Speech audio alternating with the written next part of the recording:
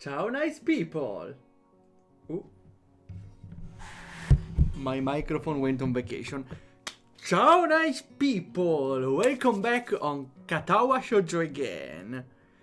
We are more than halfway in, and yeah, the game is long. But is it worth it? Definitely. So, last time we started the Hanako route.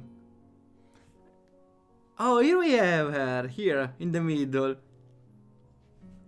And she's pretty shy. But does it matter? Yes, because that makes her way better, right? And hello, Zoro. Yeah, it's Hanako time. Why the moon emoji?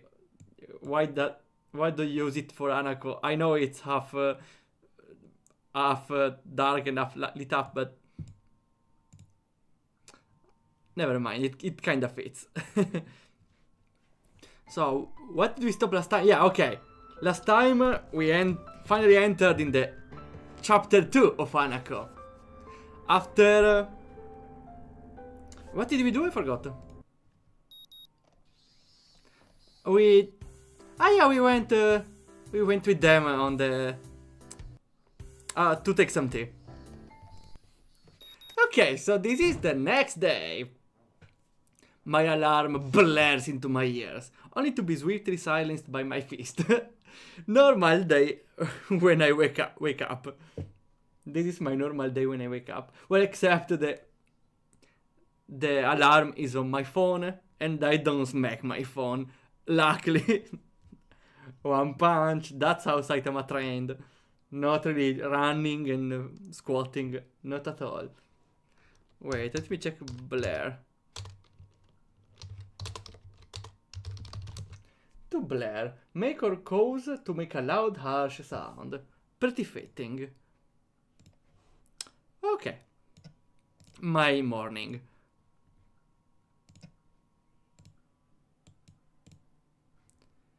My body switches into auto mode, carrying some subconscious self out of bed and into my uniform.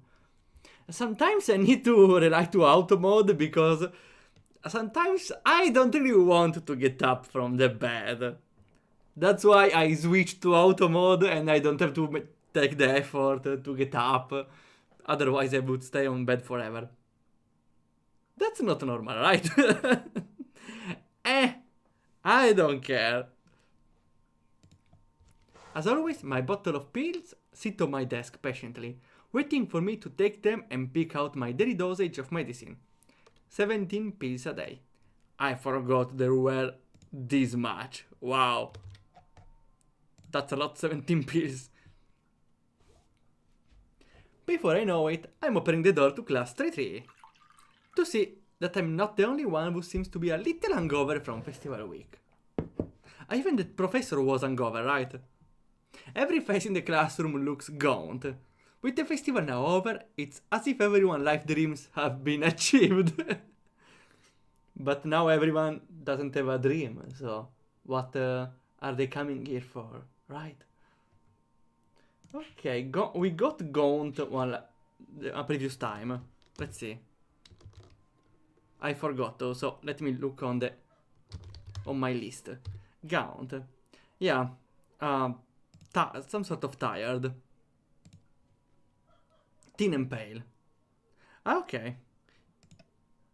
Yeah, I only noted it as Carno in Italian. Okay. Oh no, is how I entered the High School of the Dead. Wait. Ah! I hope that's not the case. Fun fact, I started watching High School of the Dead a month ago. But I dropped it like at the 3rd episode because that damn teacher, I swear, so there is a, let's say, almost normal anime school where there is, yeah, the tsundere, the nerd boy, the class rep, the protagonist, the young friend, well, the childhood friend of the protagonist, And there are zombies. Okay, I can get on with this incipit. But then arrives the professor, which is like Satan incarnated for whatever reason. How the hell did a teacher that evil start to teach in that school? How does no one notice him kicking that guy down? How does... that's... when that character entered up, felt like... I don't know. Felt like... I wouldn't say very forced. It's more like... yeah, it's... I would say more that it's impossible no one notices the evilness flowing through that guy. Only one character noticed it, but no one notices how evil the professor is. In all the years he taught here, kicking random students, like being maniacal on one thing he lacks is having the maniacal laugh, but apart from that, no, I was kinda out of every belief. I suspended my belief on that teacher. Oh, hi Fado, how it's going? Nothing, I was just rambling about A School of the Dead, an anime. Other than that, nothing happened, really. We are in hangover after the festival. Good evening, boys, I'm Satan! It was this close from this professor to do that introduction. Oh no, because the professor joined the main crew and he was like, oh yeah, let's vote for the responsible person, the leader of this group. Yeah, my class votes for me. Oh, my class is majority. You just joined our crew and you want to be the leader. Can you just jump off the bus onto the zombies, please? That really triggered me. Oh well, back to the game.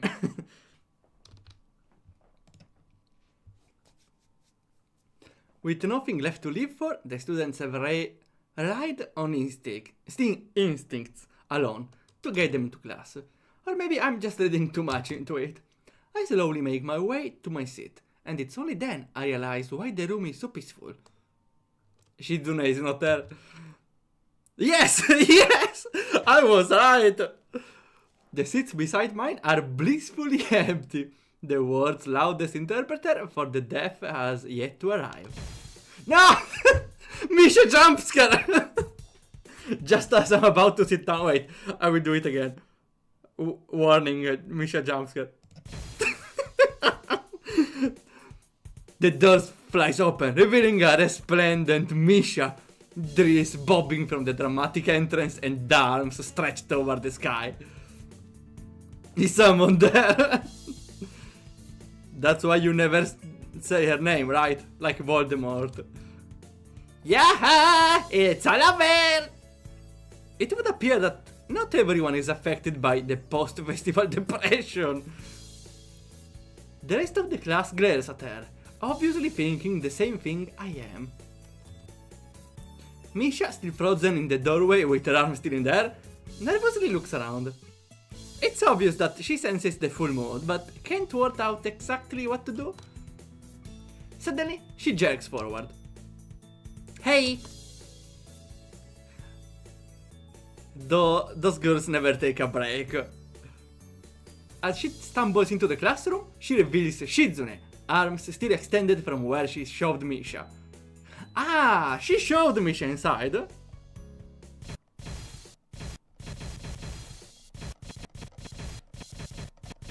Sorry, I don't know why I find it funny. Thanks to the entertainment, but shouldn't you two take your seats? Kitsune throws Misha at you. 200 damage! I feel like it's a critical hit. Still slightly embarrassed, Misha takes a few seconds to realize she has to translate. Ah, yeah, Shi-chan says she's not happy with you ditching us last week. Oh, yeah. Good. I don't care. I was with Hanako, okay. Wait, last week? I don't know if it's with Hanako. I don't think so. We were really busy. Is that so? What about the stuff I already did for you? She says that only counts for council members. Since you declined, she doesn't owe you anything. Misha leans closer and whispers conspiratorially into my ear. Actually, I think she's just a little sore that you didn't spend the day with her. She can wait. We will arrive to Shizune, okay? No, yeah, Hanako. Stay in line, Shizune, okay? Stay in line. She's really thankful for your work last week, though. Sensing that she's being talked about, Shizune lightly wraps her fingers on her desk until Misha turns around to face her. She's blushing. I can't understand any of the fast PC signing that's going on, but from Shizune's slightly embarrassed expression and Misha poorly contained laughter, I can guess. Misha, please take a step back. I think she doesn't know of this legendary personal space, right?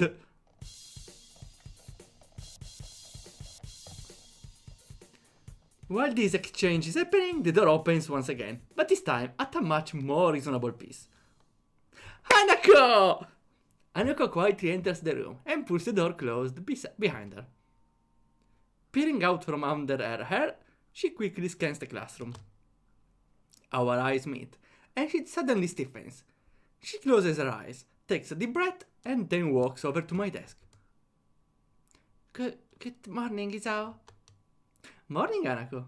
You're a little late, aren't you? I was talking to Lily about today. She is suddenly blushing. Wait, it's... I love the fade in. So you got her list then? We can leave straight after class in that case. Sure. Yeah, okay, yeah, I remember. Last time we agreed to accompany Hanako to go shopping. Also for Lily, right? Because Lily was busy with the books for the library. Because she ordered the new Braille books. I'm looking forward to it. Hanako briefly flashes her embarrassed smile, then hurries off to her seat. During classes, it becomes apparent that it's not only the students that are a little despondent after the festival. Mutsu simply gives us a list of exercises from the textbook, and then sits behind his desk. I forget about the brief lunch period for a moment, such is the banality of the day. It's mind-numbing, and everyone seems surprised when the bell signals the end of the lesson. As I'm packing my bags, Shizune and Misha flank and then trap me, not again, every time. Say, Hichan, it's not too late to join up. There's a lot of post-festival paperwork for us to complete. Sorry Misha, I've got plans. As if sensing the cue, Hanako appears behind me, holding a small bag, and trying to avoid eye contact with the outside world. And mainly the too much social girls. Misha's eyes open wide, then she bursts into laughter. You move fast, don't you, Hichan? We won't disturb your date any further. Misha, you are kinda... Oh no. Well, not now, but we may work onto it. Well, the protagonist still didn't realize his love, right? Usually it happens in this chapter. Behind the roaring Misha, I see Shizune taking far too little interest in the scene. I might be taking this the wrong way, but I think she's deliberately ignoring me. I feel a gentle tug on my shirt, aww, and turn to see Hanako's eye fixed firmly on the floor. Let's... Gotcha! Shizune Misha, I'll see you later. And I'm still not interested in the council. Spoil sport! Wait, spoil sport, I suppose it's someone that ruins the fun, right? I didn't know it was used like this.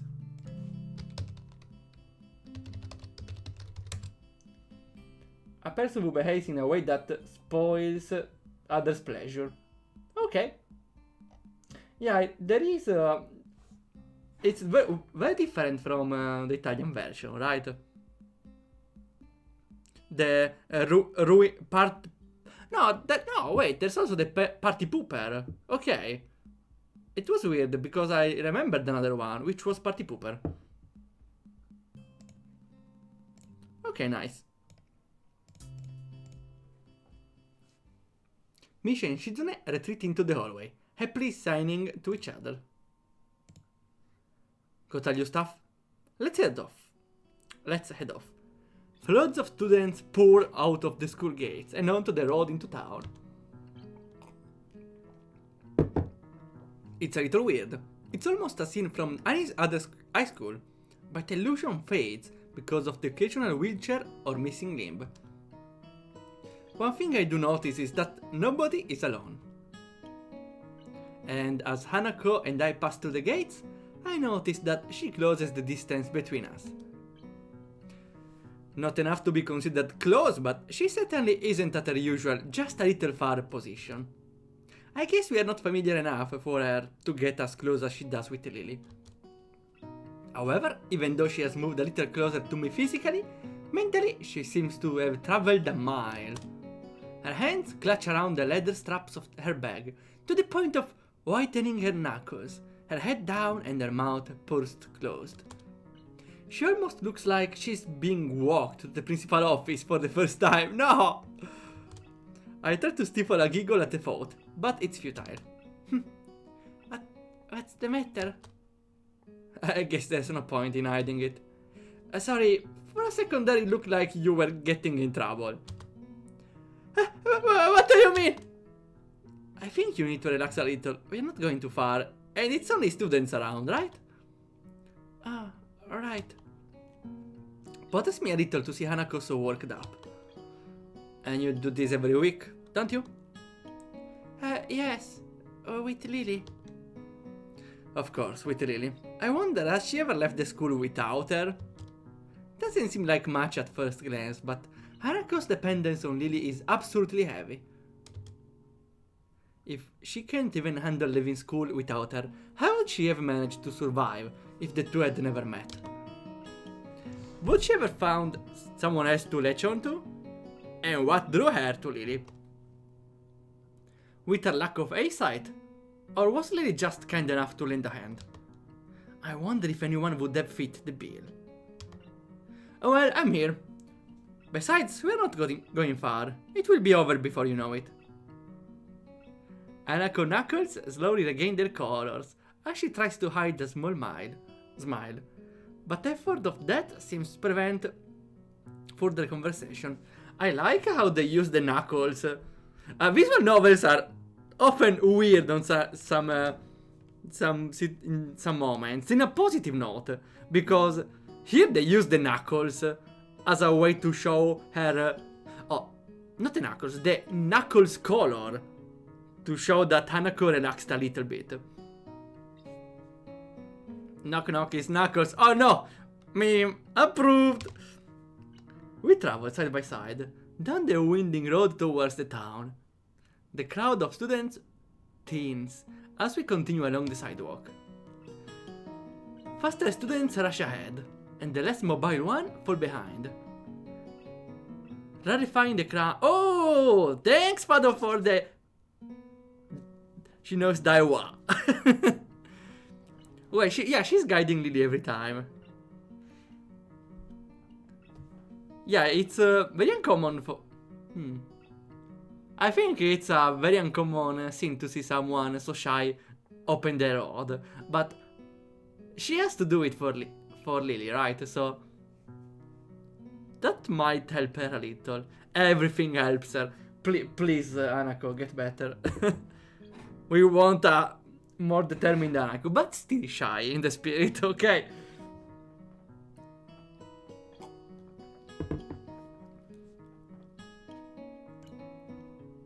And here we are. By the time we reach the convenience store, we are practically alone. Using me as a shield! Yeah, I will be the anti-socializer shield, don't worry. Between herself and the attendant! Yeah, really. Hanako moves through the narrow aisles, adding an assortment of items to her basket. Bread, milk, tea, thyme? What kind of convenience store sells herbs? Well, every convenience store will eventually sell herbs. Just give them time. Is how half such an interaction by a bit. In English, has less impact, I would say. Then again, nothing about this town seems normal, which may not be such a bad timing in retrospect. Everything is so different and uncomfortable. Dwelling on such matters isn't really an option. When I think about it reminds me of Hanako. No matter how much you try, you can't escape her scars. They still interrupt my train of thought when I see them. As much as I don't want to admit it myself, I think I'm forcing myself to try to ignore them. Not that I'm scared for myself. The jagged line down my sternum will never completely fade away. Well, I wonder if later we will show our scar to Hanako. Just to bound a little. I just have the luxury of being able to hide it easily. In a way, both of our scars remind me that we're all in this place for a reason. Hanako throws one last item into her basket, then sheepishly holds it out to me, along with a few banknotes. Could you please... Takes me a second to understand what she's trying to say. Or we will get more scars on purpose. I hope not. I hope not. Or maybe Hanako becomes a yandere and inflicts us our scars. No, I will never paint her like that. Definitely not. You want to know how I got those scars? Is that a reference? But in any case, I think it's a trauma. It's not just a mistake. Probably her house went on fire. She lost someone even. Joker. Yeah, never played or watched anything Batman related. I have the games of Batman from the Epic Store, but never ever played them. I have a lot of games I really never played. Well, an almost infinite amount, one could argue. Oh, you want me to pay for this? She nods, but doesn't look up. I guess this task falls to Lily on the usual occasion. Sure, let me just grab a couple of things. Hastily, I grab a few essential items for myself and head for the counter with Hanako in close tow. The attendant gives me an indifferent nod as he scans in the items. I suppose just ignoring us is one way to deal with the anomalies of Yamaku. They must get a lot of students here, being the closest store to the school. The staff must all have their own way of dealing with us. Or maybe they don't. Maybe it's only me who thinks twice about my unique schoolmates. Our transaction complete, Hanako and I head back out onto the street. The road is pretty much abandoned now. The students that were heading out have already left. And nobody has started returning just yet. And with only the school ahead of the road, there doesn't seem to be anyone else around. The emptiness certainly reflects on Hanako. Her arms by her sides, each carrying a bag, her head no longer bowed, and back to the upright position. It's almost as if she were enjoying this walk. So, why all those weird things? Mixed spice? Why would you need that in school? I sometimes like to make food. Oh yeah, but spices? That's a little more advanced, don't you think? What if she put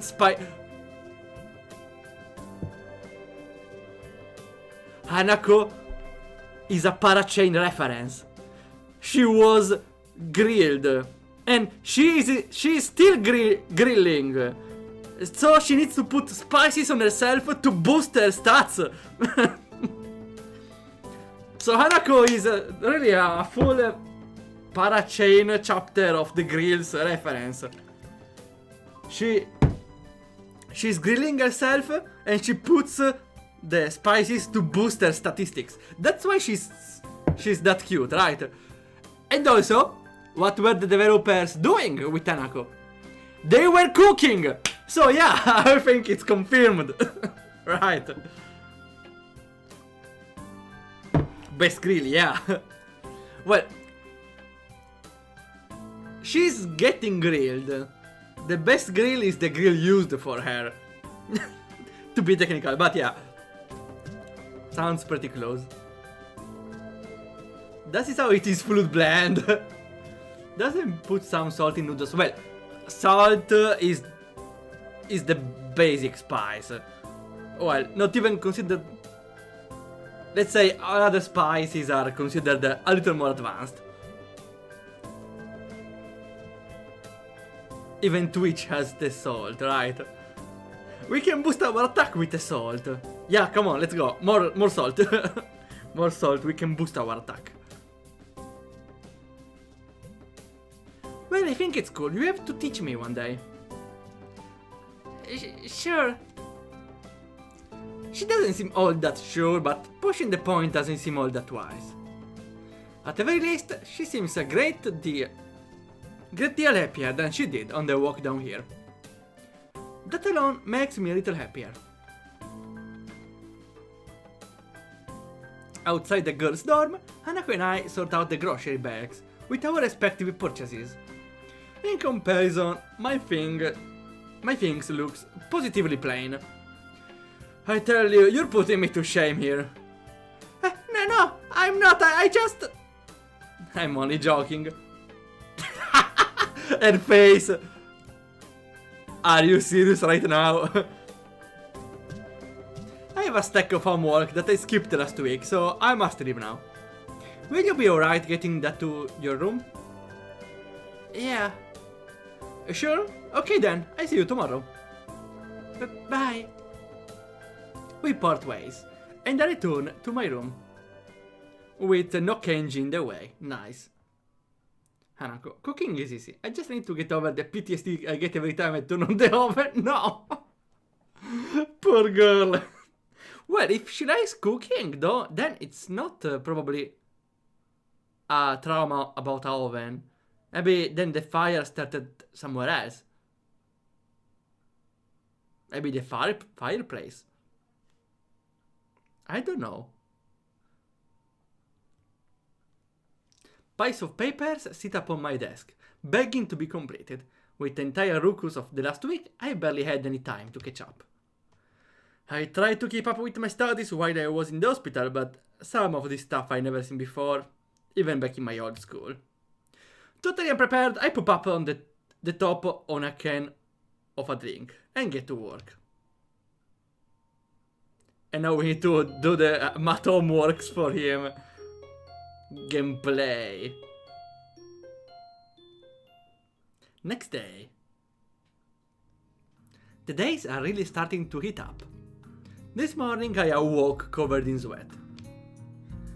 By the time the students' body starts leaving their dorms for breakfast and morning duties, the sun has taken full effect.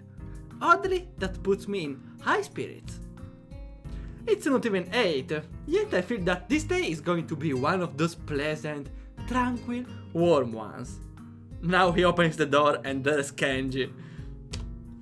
If I weren't at school that considered every absence from class as a sign of a life-threatening situation, I'd consider skipping the whole day and just relaxing in the school gardens. Yes, today will be a genuinely lazy day. What do you mean today? Isn't that every day? Oh wait, no, that was me. Never mind. For a second, I stop in mid-stretch and consider the nurse warning about exercise. Maybe I should have kept up those morning jogs. Running with someone like Amy might have been a little testing, but if I worked at my own pace... who am I kidding? I couldn't stick to something like that without some kind of motivation. And it's not like I sit around all day. The walk to and from the convenience store counts, right? Especially the walk back up the hill. Yeah, that's not a big deal. Compared to months lying in the hospital bed, I'm getting plenty exercise. It seems that I'm not alone in my appreciation of the day. Nearly every member of the class is glancing through the window and into the tantalizing sky. Even the steadfast Shizune seems to lack her usual vigor for schoolwork. Misha, as brazen as ever, has unbuttoned the top buttons of her shirt and is fanning herself with a notebook. I can imagine that, actually. I must have been staring, as she's now sticking her tongue at me. Pervert! However, she shows no signs of halting her efforts, nor is she trying to hide the fact. The lunch bell seems to catch everyone by surprise, and the class empties at a much slower pace than usual. The heat seems to be draining the need to rush from everyone. Well, almost everyone. I got a random idea, or a random appreciation, or a random concept in my mind. Because now we are playing a game with, we could call them different timelines, even if the game doesn't really play on timelines. With the timeline of Amy, the timeline of Hanako, and everything like that. Even if every story is different, there are some events that occur in all of them. Like, there's... I cannot really point out a lot, but there's the festival. Well, I don't have anyone else, but I was considering, would be cool if there was a game about timelines. Where there's a specific event that appears in every moment. Like here, we have the very sunny day. Imagine if we had to experience the sunny day even in the Emmy's route or Rin's route in a different way, so we can compare those. Also, a very rainy day, which we live differently here with Hanako, with Rin, with everyone else. Undertale. Ah, well, Undertale is not really what I was considering, because Undertale we have a main line you follow, and events could happen differently on that line based on what you do. I just mean like a game where you go, well, literally like this. We can have a day where there's a very rainy day, and we have different experiences from other characters, so we can compare those. Or a day where, I don't know, I'm out of examples. There's an earthquake, okay, a little bit extreme in this game, but there's an earthquake and we live it differently with other characters. Since our change in the relationship doesn't change the fact that there will be an earthquake, so it appears in every route. I don't know, I kinda like the fact of having a common event in every route, so we can compare it to how it happens in other routes. And also I kinda noted it down because I was dreaming about making a game way later, because I have too many others to make before. Some sort of some games about some peculiar dates, and based on the types you take, there will be still some common events there and there. I don't know. I just like the idea. I placed a marker. I like to express those thoughts I have during the stream, because maybe can show how an idea can come out from the most unexpected places.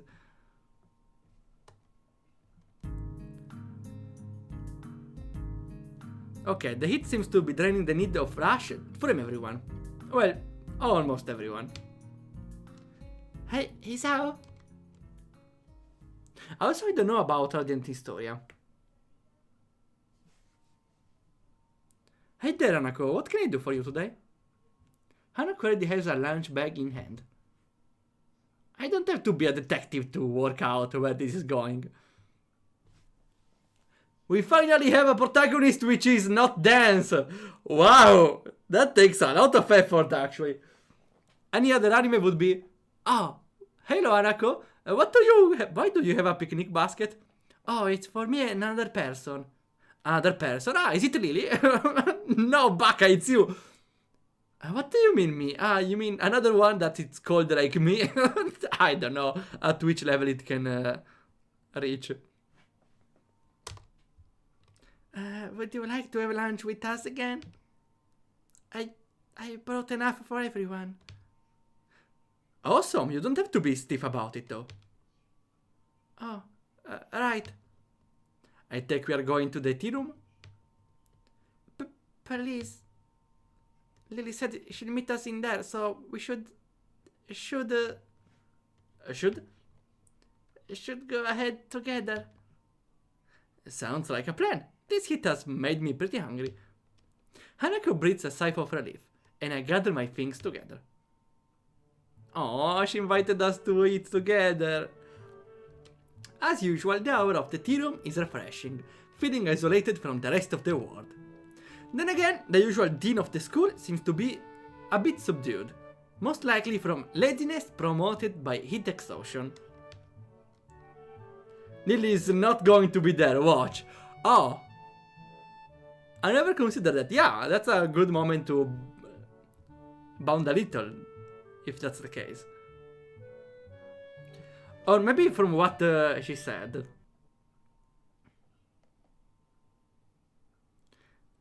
Well, she'll meet us there, so maybe she's not here already. Hanako slowly spreads her foot on the table, intently focusing on every little movement, as if she's trying to keep her mind off other thoughts. It's not much, but it's honest work. No wait. But I can feel from her demeanor that she has prepared everything with utmost care. Well yeah, it's literally, it's not much, but it's honest work. I guess Lily isn't there yet. Should we start without her? She'll be here soon. Hanako struggles with the lid of the container of rice. Here, let me help. I take the container from Hanako's hands and try to force open the lid. Try as I might, it seems to wedge shut. Let me guess, did you put this in while the rice was still hot? Yes, I was in a rush. I put the container on the table between us. I thought so. Looks like this is wedged shut. We need some hot water to get it open. But that could be a pain in here. We'd get water everywhere. Oh, okay, here's Lily. Well, in that case, how about I contribute to today's meal? Lily! Hanako, we're not going to be alone together, I swear. Lily is totally going to arrive soon. Well, she did at the end. Could be a nice plan from Hanako though. At the door, Lily smiles, while holding up a bag stocked with various buns and bread rolls. We don't need other buns! I have all of them in front of me, here! Who needs other buns when I have them? Come on! Come on!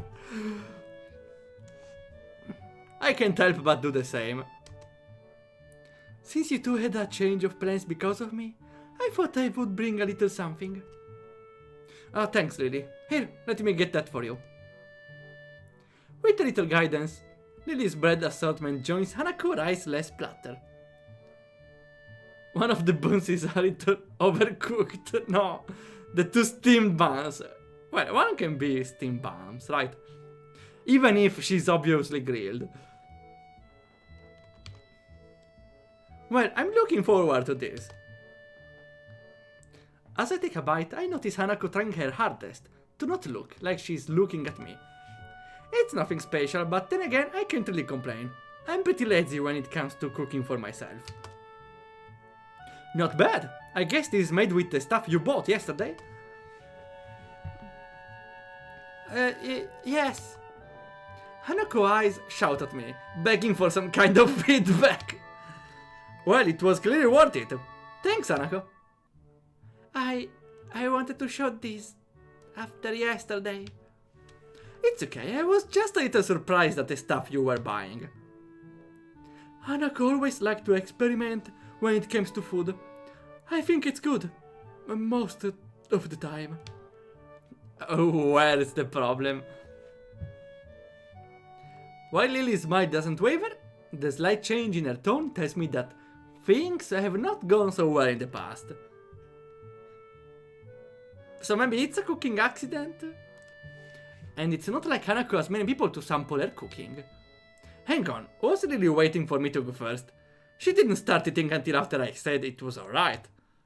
Her cheeky grin tells that this was a deliberate action on her part. I'd have to try and work out how to get over her in the future to make up for this. Well, it's good and that's all that counts, right? Right. No, you dumbass. It's also important that it's healthy, right? Well, you can eat something unhealthy once in a while, but it's wrong to say it's all that counts. Okay, I'm being a little precise here, but also love counts, right? Lily, satisfied at not being the first to sample Hanako creation, begins to consume the food in front of her. I find myself staring as I watch her chopstick gently touching the plate, their lips delicately poking and tracking to quickly ascertain the position of the food as she dexterously picks it up. One might think she were a child playing with her food if not for the situation, though she does it with such care and faultlessness that it's obvious this is simply how she eats this kind of meal. Not wanting to miss out, I start filling up myself. Hanako takes a different approach, waiting until Lily and I have our hands clear before quickly snatching up her share. Before long, the containers are empty, save for the steel shot rice container, which will become a relic of this tea room. Thank you, Hanako. That was filling. No, thanks you for the bread. Yes, it would have been a disaster if not for that. You're both welcome.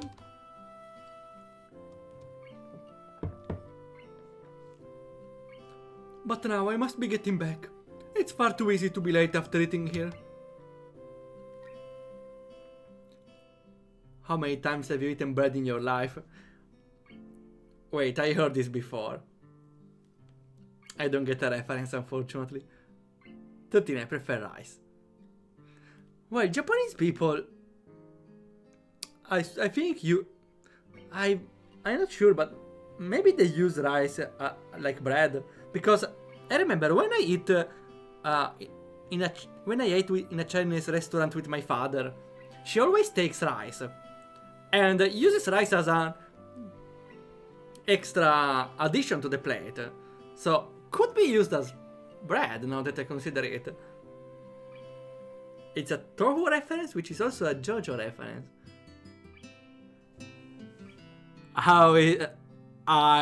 You got me very confused. How can someone be both a JoJo and tofu reference? Okay, to be honest, a lot of things are JoJo references. And the tofu fandom likes a lot the game. And I don't think it's hard to find tofu references around, right? So it's not improbable to have a JoJo reference which also happens to be a tofu reference. No, never mind. It's still pretty improbable.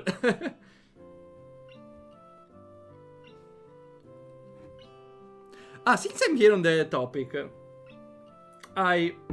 talking about tofu references, I was working on the game for the Game Jam, and I wanted to make some sort of tofu reference, because there is a point where, let's say, I reference the tofu parody when there is a guy dodging the rain. Like you dodge the bullets in tofu, and I was looking for a reference, but I still have to find one for it. Without playing the game is a little hard. Mais, how many people's blood have you sucked up to now? Emilia, can you remember how many slices of bread you have eaten until now? Okay. Okay. I don't know if I heard it before, but I understand the reference now. I don't know about Jojo though. Well then, good day. Lily leaves, her cane tapping away down the quiet hallway. Hanako and I quickly pack our things and stay seated, waiting for the bell. Together we stare out of the window into the endless azure sky. If it weren't for the pealing of the bells, I would have sworn that time has stopped. Well, now we can definitely reference something. The urge to skip class rises in my gut. I shoot a glance at Hanako, who shows no sign of moving either. Not just yet. I wait at the last moment. The interval between the warning bells and the end of lunch bells passes in the blink of an eye. We really should go. People will freak out and start a search party if we skip. Hanako sighs. You're right. Slowly, she rises to her feet, and I follow suit. Silently, we make our way up to the old stairs, to the 3rd floor, and then to our classroom. At the door, I take point and open the door ahead of Hanako, bowing my head down in apology in advance. I'm sorry we're late, teacher. I'm greeted not by stern words, nor by angered instruction to make my seat, but simply by the silence created by 15 or so students trying not to laugh. What's the deal here? Ah, okay, Mutu is not here. Mutu, ever tardy, has yet to arrive. However, the fact that Hanako and I have arrived together is blatantly obvious. Ah, no! Make that about 14 students trying and 1 student failing. The lovers return! Yeah, thanks. You can calm down now. I step through the door and realize that Hanako is firmly pressed against my back, hiding herself from the class. With my steps coming closer to my desk, she eventually breaks from me and stiffly walks to her own.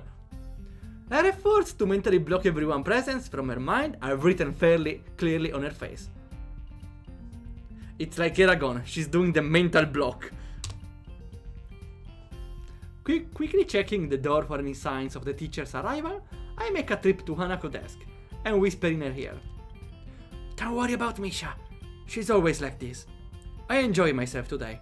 Don't sweat it, okay?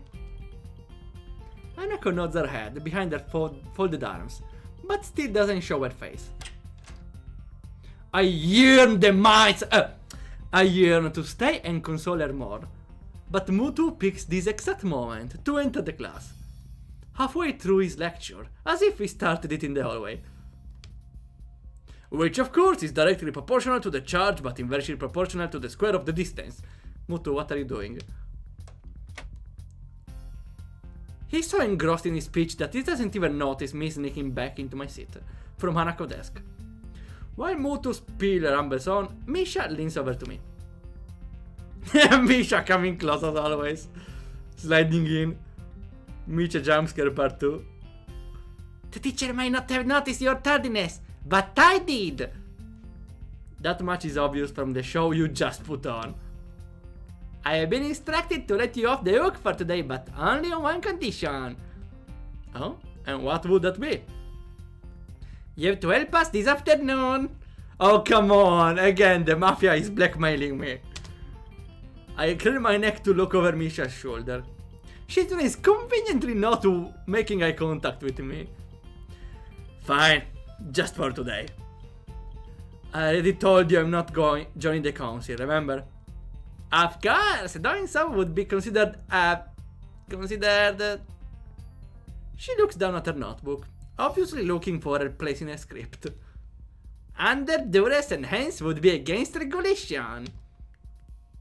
How very strange of you to be considerate of regulations now.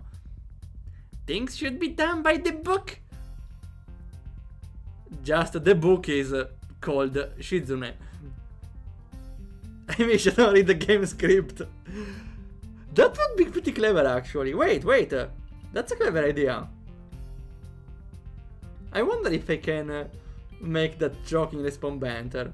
Like someone reads a script from the God of Overlays. I don't know. I already have a similar joke. Not similar, but something on similar lines. That's a good idea, though. I'm noting it down.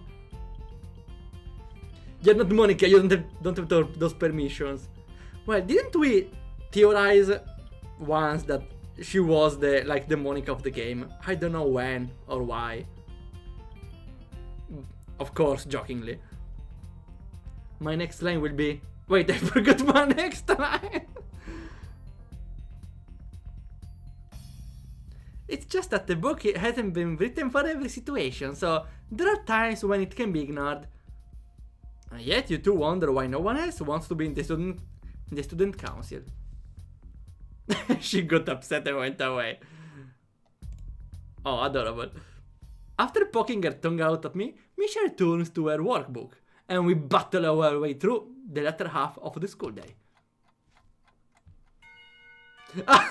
Again! Can you stop pinching attack me?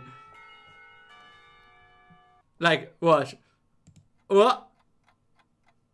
Not even a second! Before I can even stand up, Misha and Shizune have placed their hands on both my shoulders. The school mafia never left. Was always there. Hey, I see the Del out, damn. This is just insurance, Isao, insurance. That's how mafia talks. Isao. Hanako timidly tries to leave the room by circling around us, and I suddenly realize that this may be my one chance to escape. Hey Hanako, what's up? Hey, what makes you think you got time to chat? Oh, relax, this won't take long. Sorry, Hanako, you were saying? I was going to the library, I thought. Hanako thumbs dance around each other, and her eyes flit around the room, looking everywhere but at us. Sorry, Hanako, but Hanako has to come with us. He got work to do. I can accompany her to the library real quick and make a run for it. But you can help too if you'd like. So how about it, Isao?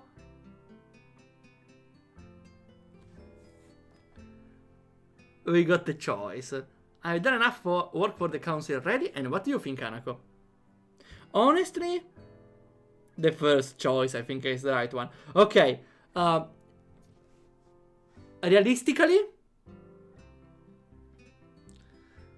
I think Hanako doesn't only want to me to accompany her to the library. She wants to stay with me with the library. I could ask them. I think what would I do in the situation would to ask them if I could help them another time. Though that would hardly imply that I want to spend time with Hanako, and they will definitely catch up on that. Well, of course, no question the first one is the right answer, but I was considering what I would actually do.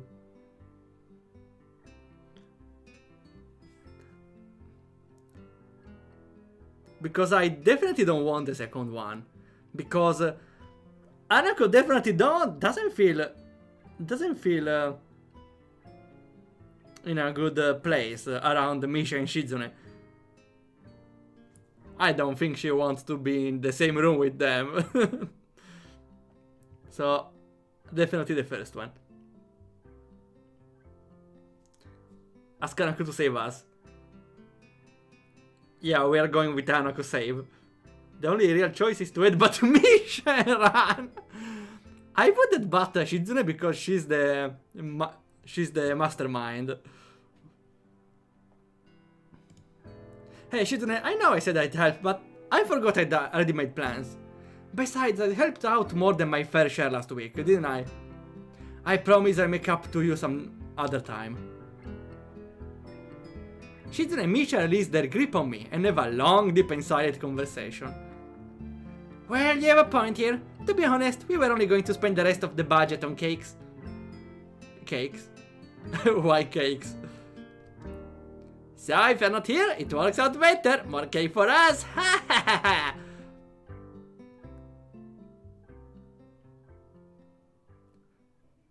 I don't need a cake. I already have a sweet pie. The cake is a lie. In this case, probably they just wanted to lure me in. Shizune about faces and marches out the door, and Misha skips out after her. Well, that was a lot easier than I thought it was going to be. Last week, those two were like bloodhounds or prison guards. Or maybe prison guards bred from bloodhounds. That's a good comparison. I would add mafia prison guards bred from bloodhounds. I can't believe I just thought of that, let alone saying it out loud. I think I need to move away from Kenji. Never mind. Anyway, should we go to the library? Sure. Hanako follows me through the still crowded halls to the library, using me as a shield again. Oh, hello! As soon as we are through the door, Hanako bolts for the counter, where Yuko is stacking books. Before I can catch up, Hanako has whispered something to her. You find it in non-fiction, but I don't know where. If you want, I can look it up. Never mind. Yuko, what's all this about? Our hounds know your stench, cultist. Well, I'm lucky Lily is not with them, because she definitely can smell me from far away. Oh, Isao, Hanako was just looking for a book on nothing. A book on nothing? It's the non-fiction section. That's good humor. I was just... I shoot a glance at Yuko. She looks like she's about to burst from pressure on keeping Hanako request secret. Yuko, what did A chest! She's looking for a chest book! I make a mental note to never entrust Yuko with any important information.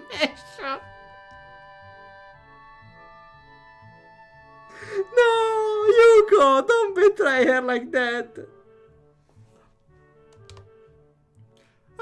Yuko! I'm sorry, Hanako, I just slipped out. Well, it's not a secret anymore. Come on, I'll give you a hand. I should really brush up on my skills too. Oh, okay. Yuko disappears behind the counter in shame as Hanako and I wander onto the depths of the non-fiction section. It's a book on nothing. Opens the book. Nothing, well, it clearly delivered. And when they ask, what are you reading? Ah, nothing. Literally, new chess was a code word for... I don't know what. Redacted. I know there is supposed to be a system for categorizing the books, but I don't see how anyone can decipher it without spending half of their life researching it. That's probably why all the librarians I know are neurotic. Towards the end of the aisle, between a book on a card tricks and some book on kids games, stands a single book bearing the title Chess Tactics for Champions. Feels a little advanced.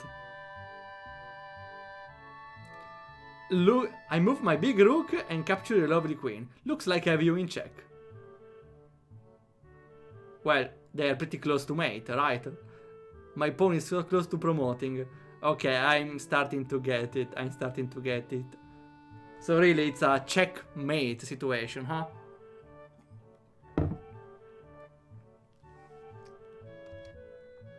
Before I can reach it, Hanako has the book in her hands, clutching it to her chest. Well, I guess that's yours then. Mind if I borrow it when you're finished? Sure. I just haven't really played any against anyone but Lily before, so I thought...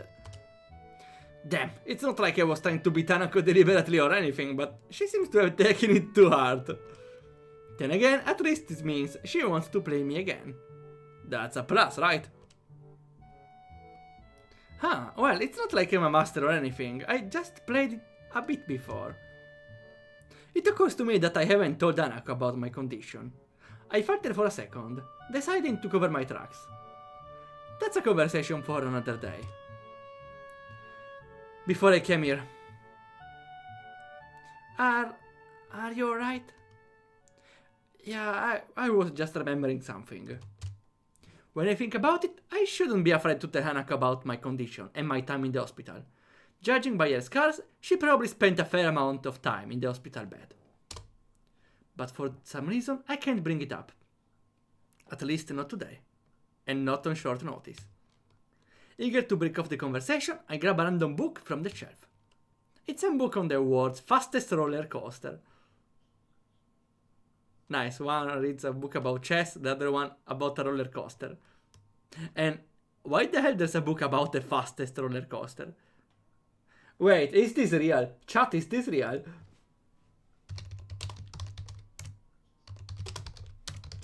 The world's fastest roller coaster. Let's see. Actually, there is... there is... World's fastest roller coaster. What do you write in this book? What the hell do you write in this sort of book? I'm sorry, you need to see. Here. World's fastest roller coaster. Why would anyone read this thing? Introduce readers to the world's fastest roller coasters, highlighting record-setting roller coaster from the past, as well as the technology and innovations that help them achieve those speeds. Short paragraphs of easy-to-read text are paired with plenty of colorful photos. Okay, it has photos, so it's a children's book. To make reading engaging and accessible, the book includes a table of contents, fun facts, sidebars, comprehension questions, a glossary index, and list of resources. I still wonder, what the hell do they write? What do they write on those? They write, oh, this can go this fast, and this is this long, and it's there. What else do you write about roller coasters? I'm sorry. When they were built, who cares? Maybe accidents during the visits. I don't know. What do you write on this book? Oh well, we have it.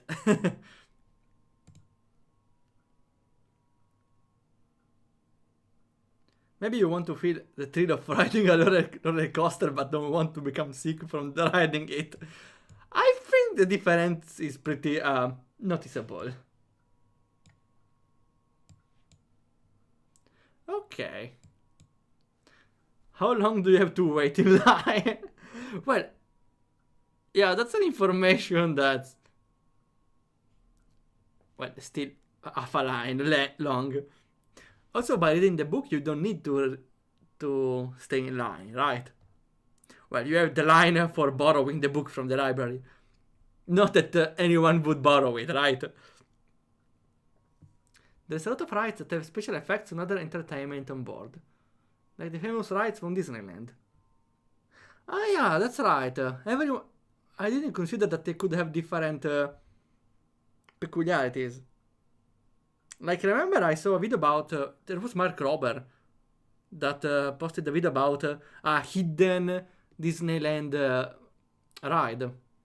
That was completely hidden, was in a different structure. And he kinda illegally mapped it out. Still, I wouldn't read that book. Garden Ampara meeting. I don't remember anything of Garden. I was there like at 4 years old, 5 maybe. The only memory I have is they wouldn't let me in the ghost house because I was too young. Oh. Prezzemolo is a big reptile. She's officially a snake. Snake ad honorem. Let's go.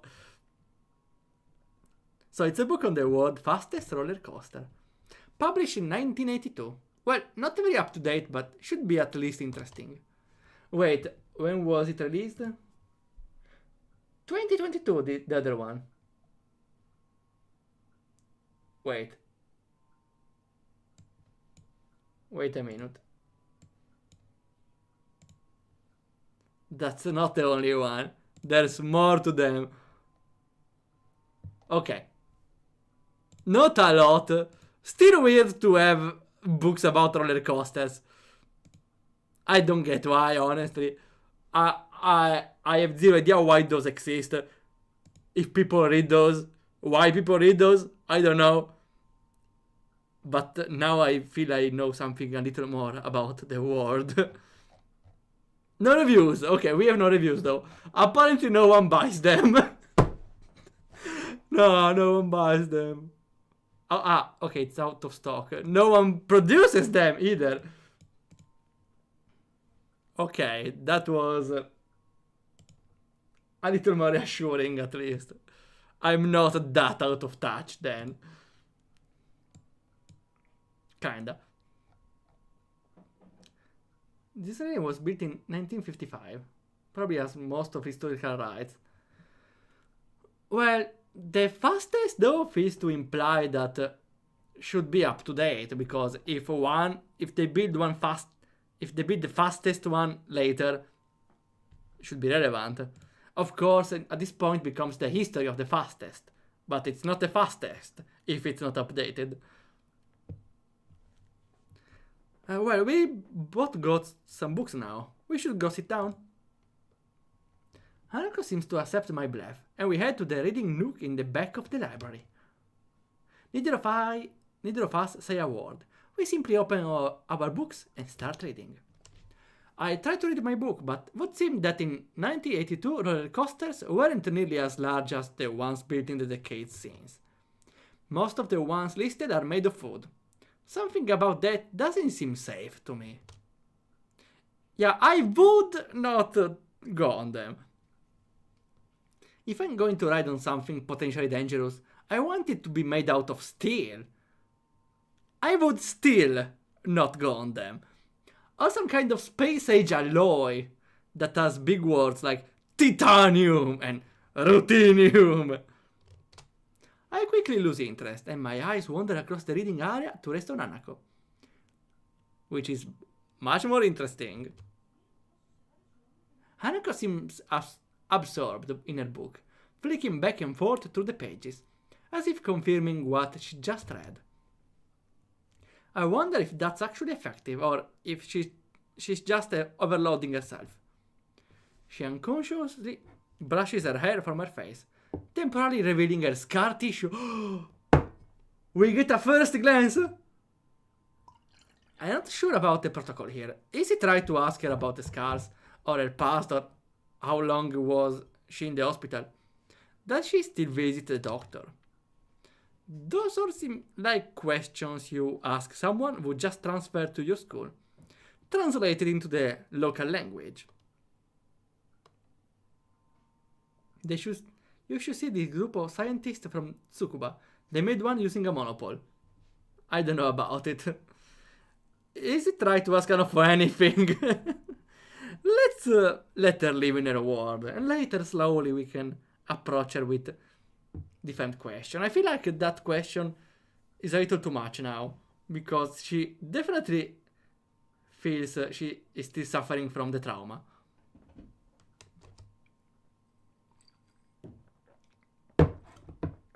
But to date, no one has directly asked me any of them.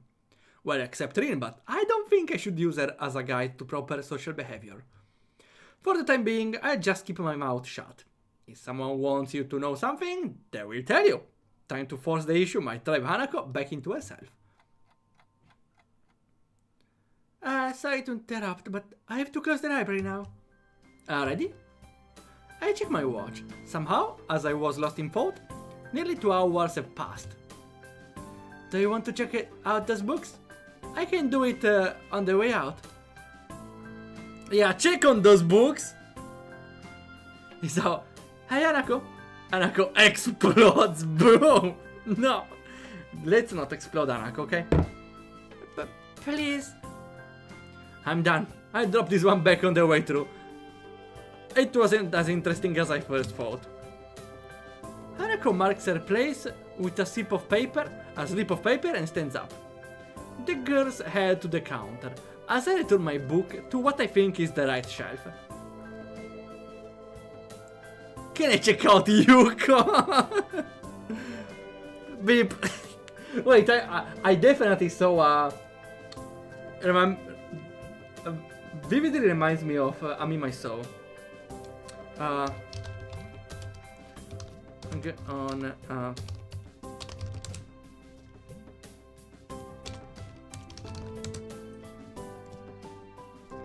Let's see. No, I don't think I can find it.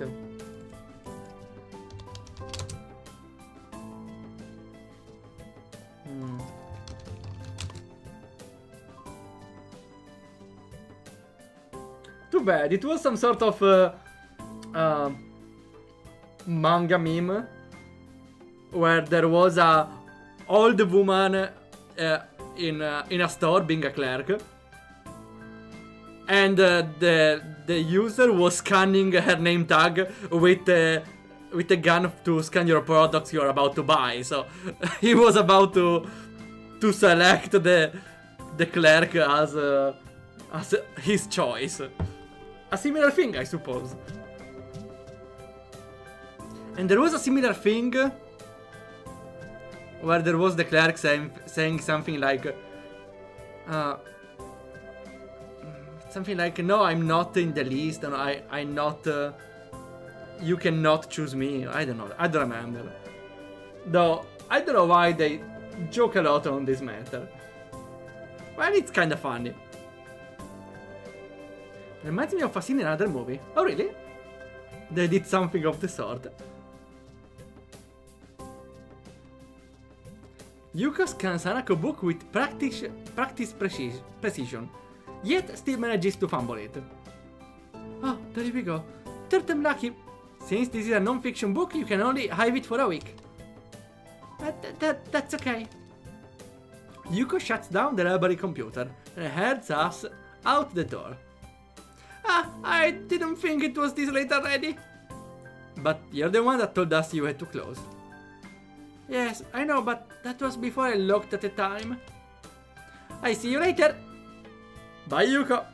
Yuko bolts down the hall, her handbag trailing behind her like an awkward streamer. Streamer like, welcome people to the stream. Haha, we are playing. Yes, the game. We're playing that game. Yeah, this is an awkward streamer, right? Did I do a good impression? A streamer has a ribbon that trails behind something. Okay, yeah. Thanks for clarification. I didn't know streamer. I thought streamer could be also used for a river, but not a ribbon.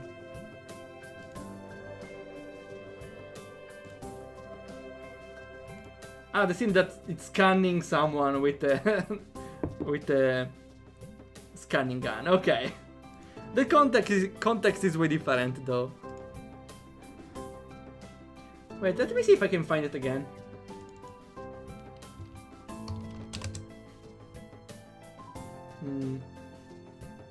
I don't think so. I don't have the right keywords. Well, I tried. Twice. I guess all librarians really are neurotic. Huh? Never mind. I was just thinking that I've never met a librarian that can organize their time, no matter how good they are with their books. Yeah, because they spent all the effort to organize books, huh? I know what you mean.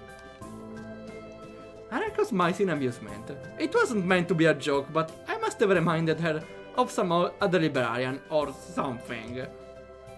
I have to get back. Yeah, me too. I didn't realize it was this late. Thanks for letting me hang out with you. No problem. I'm going to my dormitory room. Anyway, do you mind if I tag along? Oh, okay. Hanako sits off ahead of me, as I need to jog a little to reach her side.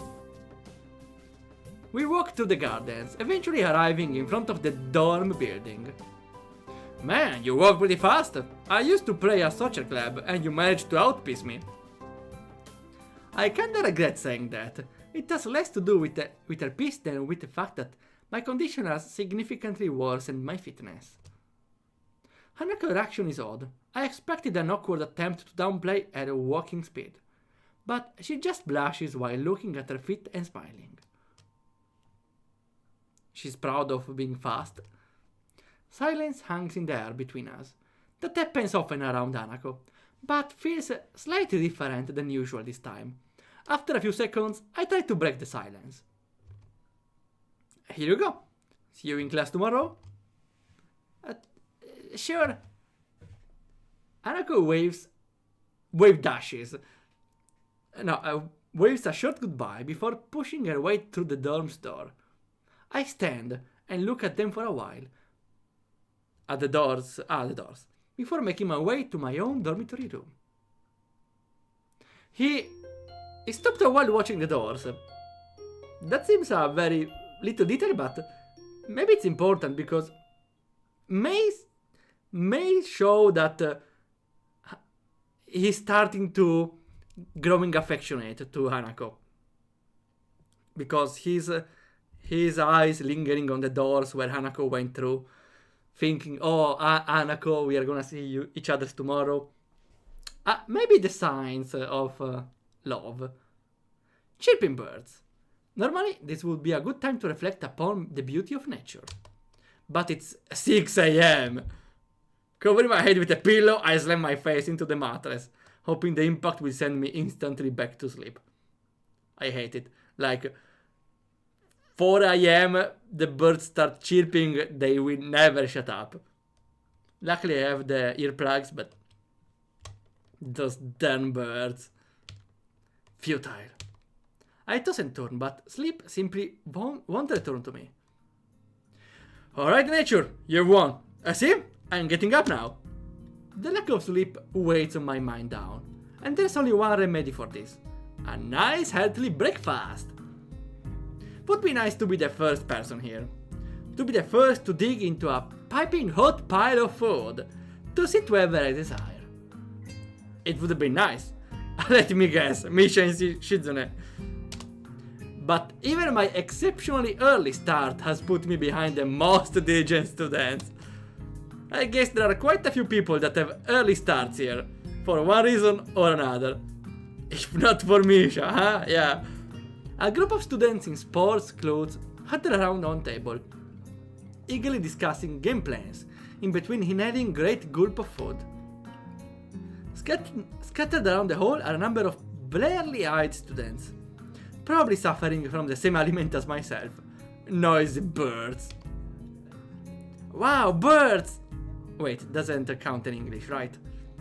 And of course, there are the people that actually enjoy getting up this early.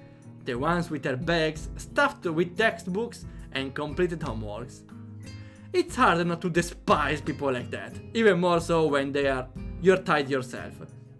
I like big birds, okay. That's a little better.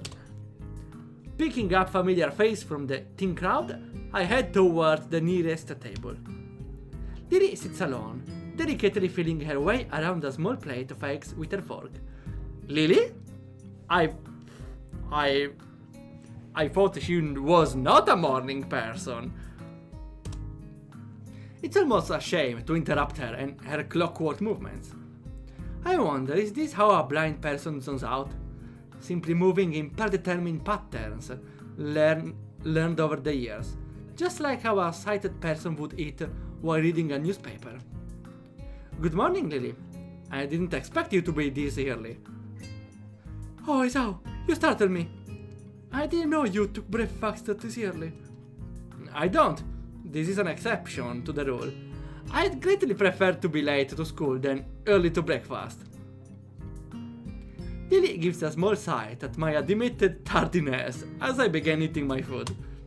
It doesn't take long for her to lapse back into her previous mindless nibbling. Each short motion lacks energy. I suppose this is similar to letting your eyes wander while performing any ordinary chore.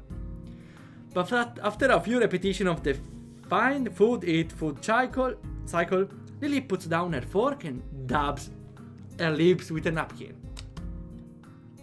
Isao, do you mind if I ask you a question? A question? Damn. All I want is a little food and about 4 hours of sleep. And nobody says, can I ask you a question for a simple question? Sure.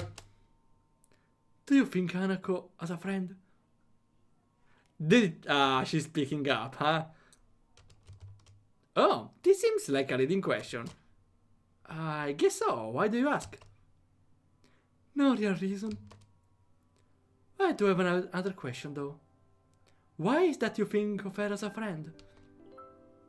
This is well above my level. What is she expecting from me? I'm not really sure. I guess it's because she's a little different in the way she deals with people. Since I've known her, she hasn't really connected with anyone. She doesn't seem interested in other people. I think people are a little scared by her appearance. Really? I thought that kind of thing was, well, discouraged here. Discriminating and such. Oh, if I were to put it one way... She furrows her brow in thought, a move which makes me slightly anxious as to what she is plucking from her mind. I'd say that you're a little naive. Naive? I'd be insulted if not for the slightly cynical grin on her face. I see. Yeah, and she doesn't. While Yamako has a stronger sense of community compared to other schools, it's far from being free of conflict. Rules cannot remove human nature after all, only suppress it. That's something I've noticed actually. Just little things, like how certain people and cliques avoid each other in the hallways. It's no different from my old school, really. Even Lily and Shizune could be considered better rivals, even though they both seem like fairly accepting people. At least the Misha-tinted Shizune does. Who knows what actually goes on with their fingers and behind their glasses. I guess you're right, but when I first came here, everything was a bit of a shock. I kept on making mistakes. At least thinking I was making mistakes. Like when we first met and I said, I see, to you. Isao, you just did right here. You just did right here, Isao. You have no excuses. No freaking excuses. I didn't know if that was considered rude or anything, so I tried to just put it in the back of my mind. Treating people any differently and that kind of thing.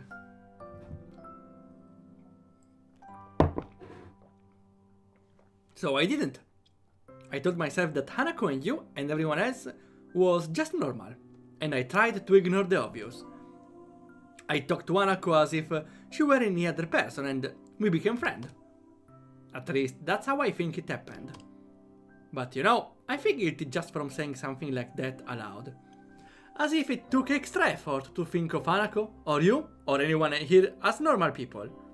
I don't think that's right.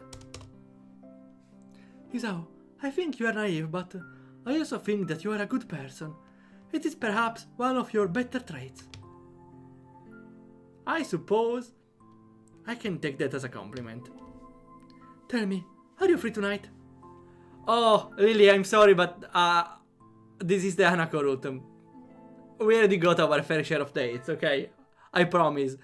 I will see the other choices in your route on my own sooner or later, okay? What with that image? Oh yeah, the soffit. From where came those birds? Too bad the context is only in Italian. I will save it as well.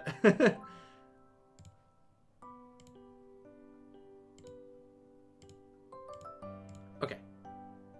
Are you free tonight? If you don't count homework, then I'm as free as the breeze.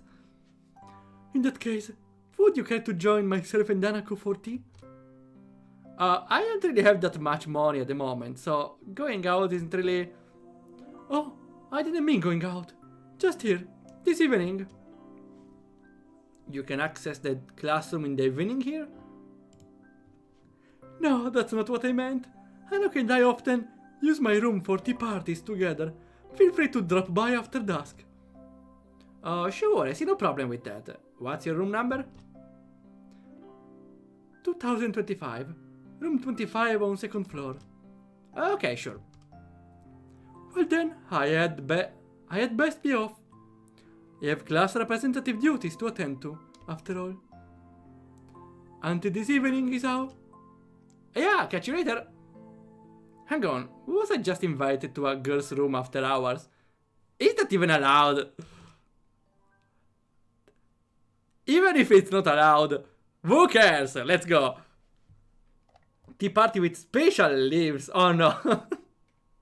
Well, last time we got drunk, so I don't think that's the worst that can happen. There is the curfew here, but I've never heard any rules about visitors in the dorm rooms. Even still, this is enough to get my sleep-deprived brain jump-started. Add that to a lukewarm breakfast and you have one hell of a pick-me-up. I gradually go to class, still a little excited at the prospect of breaking the rules. I feel like a little kid planning to sneak out of this window at night. Well, maybe that's going a little too far, but when you compare an invitation to a party to 6 or so hours of lectures, I know which one wins. Misha and Shizune do a little to relieve my boredom meter. For once, they seem determined to actually complete mutual assignments. Ah, we jump straight to the end, okay.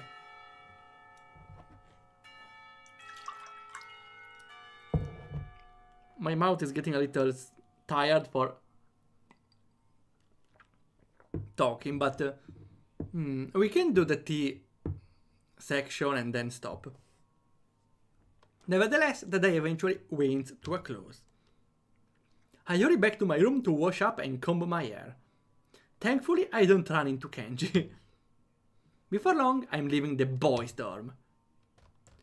I nervously rap, "Yo, I'm coming here to see the tea room, and I don't care if there's no room for me. I will drink all your tea, and that's delicious because you're here with me. Yo, yo." Oh wait, no, the other rap, never mind. I nervously rap on the door marked 225, checking my watch once again. Though I'm pretty proud of the rap I just did. Is that you, Isao? The door is open. You can come in. Lily, the rules don't apply to me because I cannot read them. Oh, it's the meme. I'm pretty sure there is a meme for that. Lily's voice leads through the door and soothes my nerves. This is the first time I've been invited to a girl's room after dark. Even though I know there is no ulterior motive between the invitation, it doesn't stop my mind running wild with possibilities. What possibility? Okay, a man could think, oh yeah, alone in the room at night with two girls, but one girl is very shy and the other one is blind and very, very respectful. So nothing happens, is out. Nothing will happen. One guy, two girls, in a dorm room. With a tea set. When I put it like that, it sounds a little dodgy. Giving a small sigh to steady myself, I gingerly put up my hand on the handle and open the door, craning my head to see inside. Oh, here they are. The door opens completely and I catch my first glimpse of Lily's room. It was Colonel Mustard in the girls' dorm room with a knife. I don't remember how to play Cluedo. It was a long time. Ah, yeah, okay, now I remember. Yeah, everyone has the cards. You get the cards by entering the rooms. And the card that is missing is the solution. Okay. Wow, that's... I almost forgot about Cluedo. Her furniture looks almost antique, but the bare walls and flat surfaces are barely decorated at all. In the center of the room sits a low table, where I see a small tea set and rest. It seems that everything in this room has its place, possibly excepting the several piles of books stacked up against the wall. My sense of vision isn't really one to be stimulated. The faint smell of something can be picked up on the air. Nail polish, perfume, makeup. It's hard to describe in any way other than girly. My eyes finish their quick sweep of the room, before turning their position onto the girls. Lily sits next to the small table, wearing very dark blue pyjama. Dark blue pyjama with shorts that show off plenty of her alluring pale legs. Oh, Lily's tights. Yeah, don't get me started on that. Opposite of her, Hanako sits adorned in a conservative light pink gown. Her hands are firmly fixed between her legs, her shoulders forward and her head down, as if trying to hide herself in it. Would be easy for her to do. It looks about 2 sizes too big for her. Waves of flannel flow from her frame. What's flannel? A color, maybe?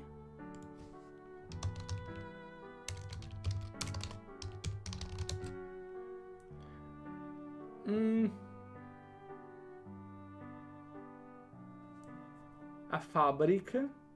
Ah, okay, a type of fabric. A textile, okay, thanks.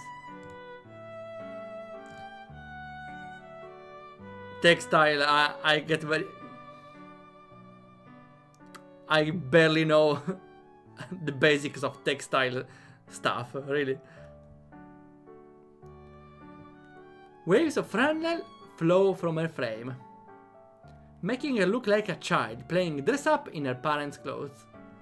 She looks up to confirm my identity, and the beginnings of a thin smile creeps across her face, before vanishing so fast that I can't be sure they were even there.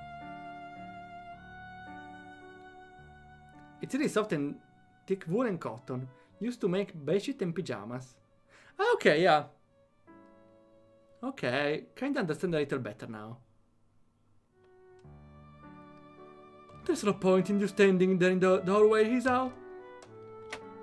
I take a step in the room, closing the door behind me. My, Ara. I'm afraid this really is a small room for the 3 of us. Would you like to take a seat? I slowly walk to the table and sit down, trying my hardest not to disturb anything along the way. I also can't help but steal a quick glance into Lily's top as I sit. To be robbed of sight would be a most terrible fate. Well, how about some tea? Hanako, could you please pour? Sure. Zao, would you like... Yeah, I would like some tea. Do you need a hand? No, I'm fine. Thank you. Lily finds it difficult to resist a smile at her companion's nervousness, something I can't really blame her for. Being a tiring day? Yeah. I relaxed at my place, at opposite of the cabinet. To my left is the blue-clad Lily, and to my right sits the pink Hanako. The tea set on the table looks cute, as well as practical, painted red with floral motif. Looks odd when contrasted with Lily's plain but generally sophisticated looking furniture, which leads me to think that Hanako might have picked it out. There is a slight ting when Hanako accidentally clips the teapot on a cup as she is pouring. She breathes in sharply. She must be really nervous. as it's not the kind of thing anyone would worry about. Hanako quivers at her mistake. It's okay, Hanako. There is no need to be nervous. Hanako seems to find some confidence in Lily reassuring soft-spoken words and deftly pours the next 2 cups. Here you are, Isao, Lily. Hanako carefully places a cup and saucer in front of Lily and myself. I could get used to service like this. Yeah, imagine every day Hanako preparing the tea. Thank you, Hanako. Yeah, thanks. You're welcome. Lily searches for her cup, and upon finding it, sips delicately. I do the same. This tea tasted somewhat better than the tea we usually have at school. This is nice, it's so different from any tea we had before. Looks like you picked the right one, Hanako. You've done well, even if it was a bold move. Hanako's smile returns, redoubled. Even with her blighted face, her shy smile couldn't be called anything but cute. Wood doesn't agree. I'm glad you like it. Hanako, finally beginning to relax, sips from her cup. Something about this makes me think about Lily's question at breakfast. Why am I friends with Hanako? Lily seems genuinely concerned for Hanako's well-being, but it's not like I can do anything to help her. As far as I can tell, her scars don't hold her back physically, and everyone I've met seems to have overcome their disabilities to some extent. I don't have any ulterior motives to hang out with Hanako, we just share similar interests. Isn't that enough? So, Isao, are you enjoying yourself? Lily's words break me out of my reverie. I take a second to reconsider where I am. I'm in a room with 2 girls in bed clothes. This is something to be enjoyed. You lucky bastard. And not any 2 girls. Yeah, it's relaxing. Almost like I'm not in the school anymore. Do you do this often? Quite often, but not as often as we take tea in the school building. Considering they do that nearly every day, that's not a big surprise. Screen. Wait, if you want I can take a more high quality one. Okay. Okay, nice. As I move to take another sip from my teacup, I find it sadly empty. That was delicious. Thank you, Hanako. Lily. You're welcome. Yeah, you're most welcome, Isao. It's nice to have a third person here. Well, anytime you need someone to fill that position, I'm always available. Always. One must be sure to get one's point across in those circumstances. Lily lets loose a yawn, which she unsuccessfully hides with her hand. Pardon me, I'm a little tired. Depends on the girls, yeah, that's right. But with those, yeah, I would sign anything. I think we're all a little tired. My, how astute we are tonight, Hanako. We really should head to bed. We all have class tomorrow. Wouldn't want to be in the same situation with the iconic duo. No, not them, please, not them. Well, if we are not doing schoolwork, maybe their company can be enjoyable. Yeah, I should go. Thanks for your presence, Isao. Thanks, you'll come again? Not even a whole army could stop me. That's very commendable, Isao. I'm impressed by your determination, Isao. Well, if 2 girls invite you to take tea in their room, there is no thing that can stop a man. Either way, you're right. We'd best get going. I stand up and make for the door. Hanako gingerly stands up behind me. I stop and face her. Are you coming with me?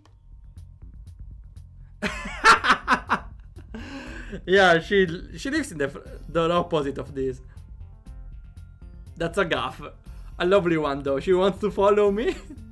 Yeah, because before I accompanied... Yesterday I accompanied her to her dorm. Isao was filled with determination. I would say that's the step above determination here. Hanako instantly blossoms into full blush. No, this room isn't... It's okay, I was only joking. Okay, good night. Good night, Hanako. Good night, Isao. Night all. And with that, our tea party finishes. I'm still not sure what is that Lily wants me to do for Hanako, but I don't want to let her down. I wait until the door has closed behind us before turning to Hanako.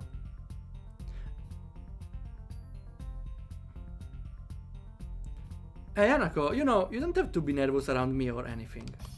I mean, we are friends, right? Right, we are friends. If you ever want to hang out or anything, let me know. We still need to have that chess match. Remember? Sure. But I don't think you'll win. Oh, up for the challenge, huh? It wouldn't be any fun if it was easy. Hanako seems to give a muted laugh, but she could have just as easily been exhaling. Good night, Isao. With that, Hanako quickly retreats into her room, located next to Lily's.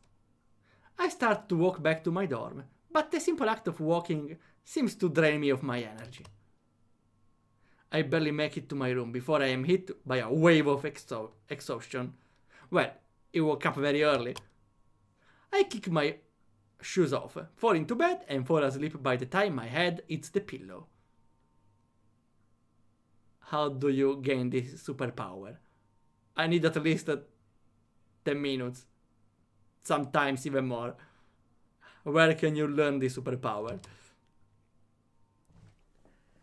And it's the next day. So what do? We do a little more or...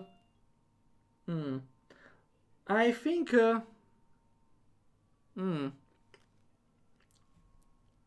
I think we did 2 hours. I think it's a good time to stop. Unfortunate because I'm really getting interested, but I don't know why. Probably because I talk a lot and all of that. My mouth feels a little tired every time. So yeah, I think it's fine. The longer we go, the better, right? It means the game will last for longer. Okay, let's see. We can raid Zephyr. Here we are. Developing RPG Maker. Misha, good. The sleeping has worked. Bring them up, sheets. No. And this probably won't be the first time where I expected them to kidnap me, right? They would definitely do it. Definitely. Okay, thanks a lot for coming by. We will continue next Sunday. While for the Paratable, we will do it. We will publish it tomorrow. But as this month, as this week, we will have every work day developing RPG Maker and so the stuff. Okay, and that's everything for today. As I said, thanks another time for coming by, and we'll see ya whenever happens.